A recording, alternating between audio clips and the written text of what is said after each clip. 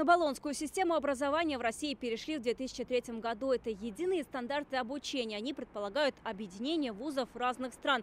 Вместо специалитета у нас появилась двухступенчатая система подготовки – бакалавриат и магистратура. Предполагалось, что студенты получат академическую мобильность, то есть возможность выбора программы курсов в любой стране. После бакалавриата можно сменить направление образования при переходе в магистратуру. Контроль качества образования проходил по европейским стандартам. В чем мы потеряли при переходе на двухуровневую систему?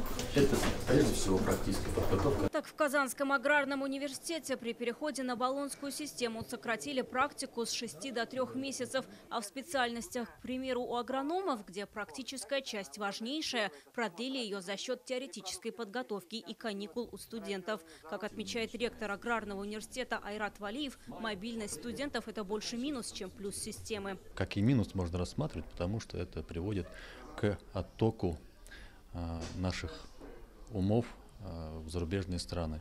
А это, безусловно, конечно, как вы понимаете, не в наших интересах, не в интересах нашего государства.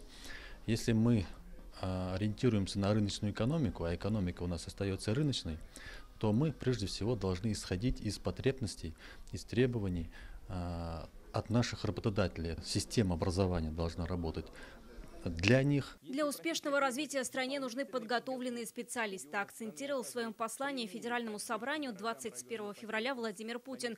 Президент предложил отказаться от болонской системы и вернуться к традиционной системе высшего образования. Срок обучения может составить от 4 до 6 лет.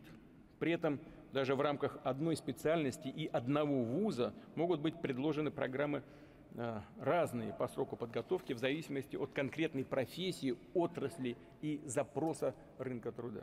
Президент страны также отметил, если профессия требует дополнительной подготовки либо узкой специализации, тогда можно будет продолжить образование в магистратуре или ординатуре.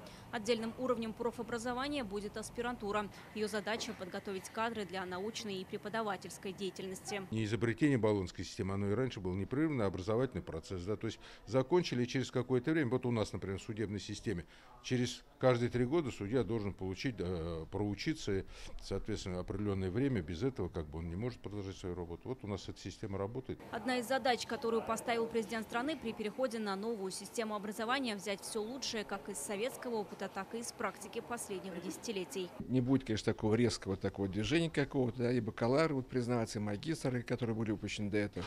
Сейчас вот отрабатывается некая такая система, когда будет специалитет, он будет делиться по-разному, там, в разных направлениях подготовки, как в советское время. Например, у нас учились в КИСе 5 лет, в медицинском там 6 лет, в КАИ 5,5, по-моему, в советское время. Нечто такое и здесь будет. Когда это будет очень необходимо, все это будет усилять программами магистерскими. Переход на новую систему должен быть плавным и продуманным до мелочей. По словам экспертов, он может занять от 3 до 5 лет. И уже в этом году абитуриенты должны поступить на специалитет. Вероника Гайнудинова, Алмаз Зиадинов, Адель Миндубаев, ТНВ, Казань.